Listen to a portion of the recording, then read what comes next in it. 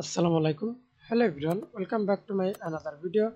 In this video, how to take a screenshot on my cell in Excel.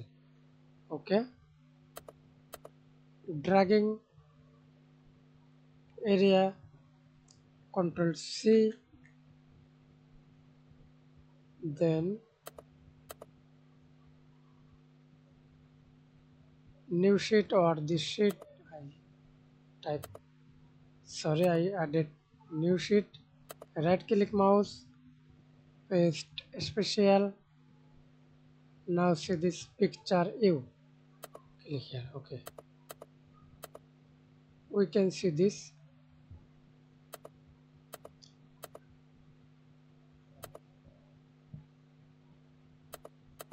Take a screenshot in Excel cell. Thanks for watching video. Please subscribe to my channel, like, comment, share.